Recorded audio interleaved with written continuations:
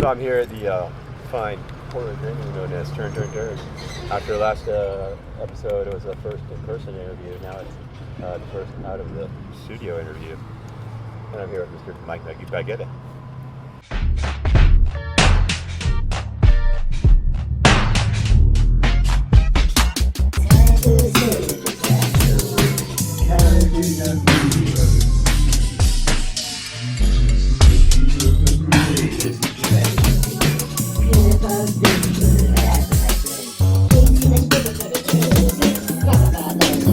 Tell us first about the project that you're here tonight with. Yeah, this is a duo I have with Peter DiStefano.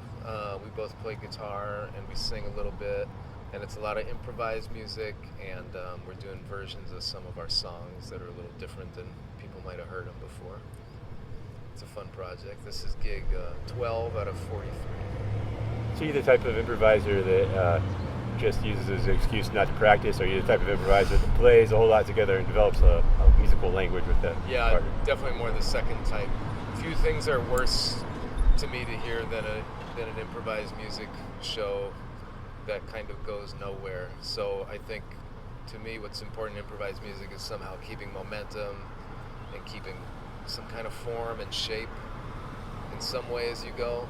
I think about improvised music a lot more as like improvised composition than just sort of like going into outer space and doing noodle time. Something more of a challenge, like it's something that great musicians can do, like, but not just for everybody. Well, yeah, I don't know. I mean, people like different things from music. I just know that I like things to keep moving. Otherwise, I kind of get bored with it, I guess. So you have a bit of an academic background or something in music. You actually studied music. Yeah. I went to Rutgers University in New Jersey. I was a music major. My dad plays guitar, so he taught me my first sort of guitar lessons. And I studied with some really great teachers. First and foremost, Ted Dunbar, who was a great guitar player in New York City. He did a couple of records with Tony Williams' Lifetime and a few other people like that. And then I studied with another guitar player named Vic Juris, another great improviser. But what I really took away from those lessons were that those guys thought the most important thing was to be yourself in the music and try to find your own voice as an individual, so you're not sounding like other people. I think that's the most important thing about music, especially today. You can go on YouTube and see, a million like 7-year-olds playing circles around you, but none of them is going to sound like you, whatever that thing is. So that's always been in the forefront of my mind.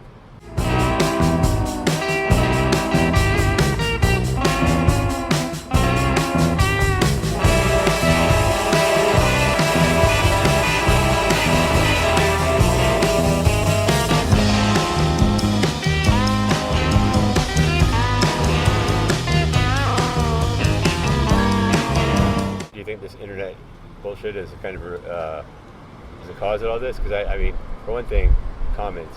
Like, if you spend 2 years on an album, and then somebody listens to it for 30 seconds, and then puts a comment on it, and you're supposed to say answer them like, "Oh, you're such a great idea." I mean, that's fucking stupid to me. Well, I mean, I would just imagine like the Sex Pistols being like, "How's this song? We wrote Anarchy in the UK. Oh, you think it's a little? Like, you tone it down? Oh, thank you for that suggestion."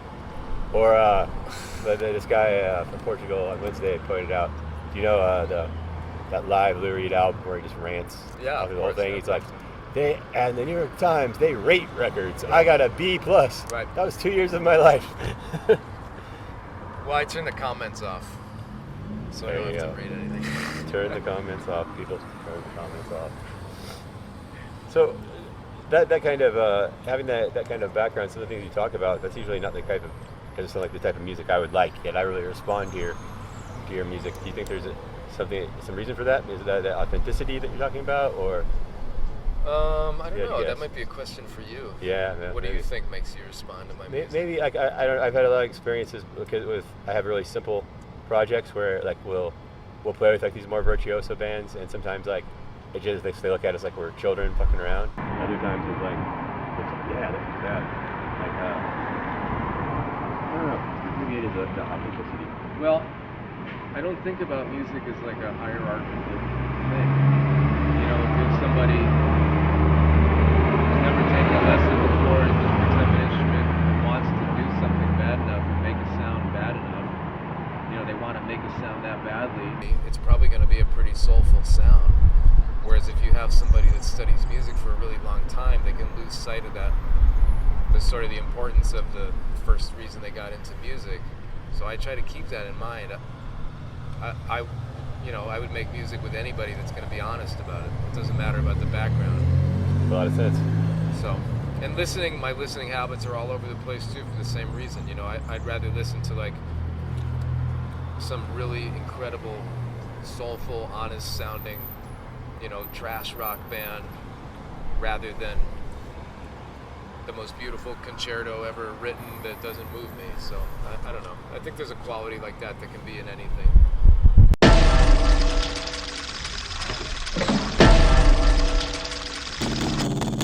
Sun shines on me, sun got sun.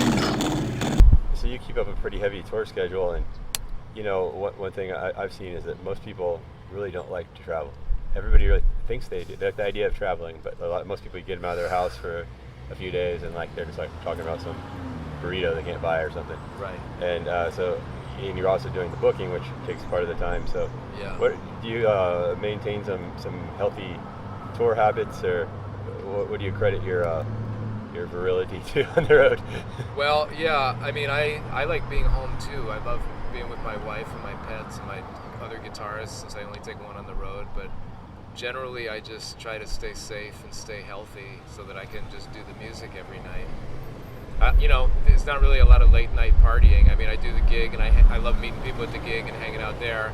And then after, I like going to sleep. If I can get like 7 hours of sleep, oh my God, it's great. And I also have like a bunch of food allergies, so I'm really careful about what I eat, and I try to exercise when I have time in the mornings. How are you getting up and take a walk?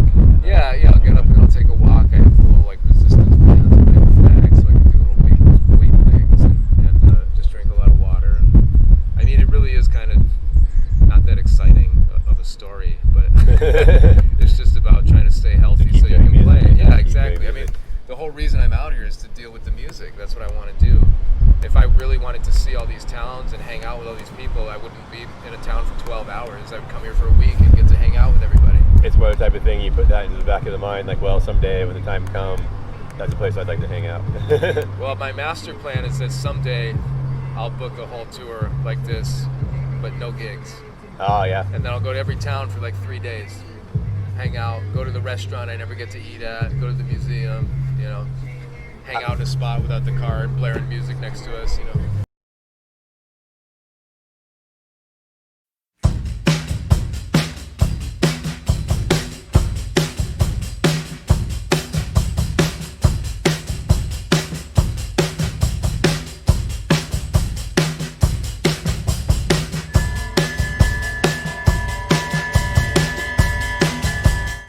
Do you have much history in Portland? Well, a bunch of my instruments are made here. My guitars are made by this guy Saul Cole, who lives here. My amp is made by this guy Chris Benson, who lives here. And I played here maybe half a dozen times over several years. I have a bunch of friends who live here, but I'm never here as long as I'd like to be. Yeah. How did you come into contact with these instrument makers? Let's see. I think the guitar maker, Cole, I met him through my friend David Torn, who was playing his guitars.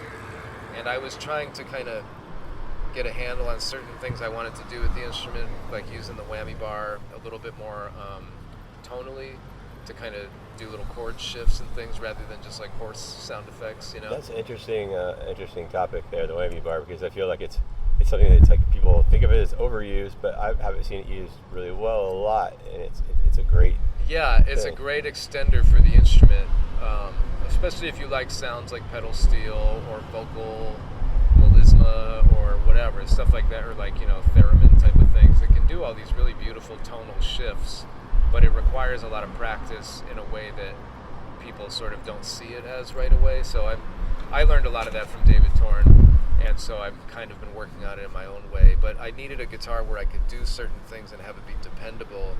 And I knew Saul made guitars that could do that, but that also had more sustain than like a Stratocaster would with the bolt-on thing. So I started talking to him about some of this stuff, and he had some great ideas. And I ended up with a couple of his guitars that make it really possible for me to do some of the things I do. So I talk about one other city though that it's dear to both of us, Knoxville. Oh yeah. How did you come to take that as an adopted hometown? Oh, Knoxville, Tennessee. I was living in New York City for about 15 years, and I couldn't live there anymore. It was just too much all the time. You know, you'd come home from being on the road and you'd want to kind of chill out, and like there's no chilling out in that city for me. Going to the bank and the post office is like a full day of really negative energy. Yeah. So I wanted to live someplace cheaper. I wanted to get a little bit more room. I wanted to get a little bit more time.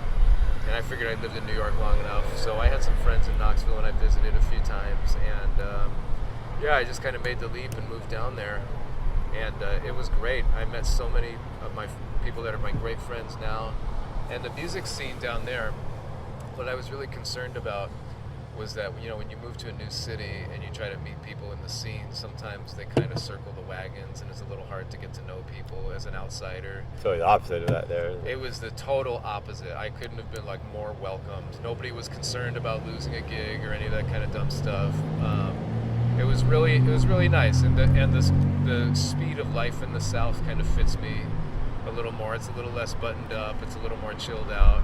You know, politically, it's kind of a mess, but you could sort of make a case for that anywhere at this point.